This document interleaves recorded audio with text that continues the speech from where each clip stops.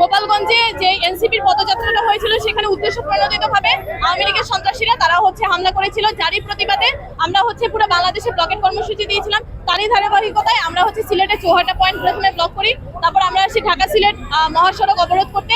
কিন্তু আমাদের কেন্দ্রীয় নির্দেশনা মোতাবেক যেহেতু গোপালগঞ্জে আমাদের যে এনসিপি নেতাকর্মীরা যারা আটক ছিল তাদেরকে তারা নিরাপদে গোপালগঞ্জ ত্যাগ করেছে, সুতরাং আমরা ব্লকের কর্মসূচি উঠিয়ে নিচ্ছি।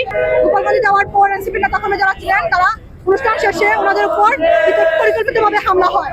আমরা আশাবাদী সেই হামলাটি আওয়ামী লীগ পেশে যারা ছিল তাদের যে যারা ছিল তারাই এই হামলাটা করছে।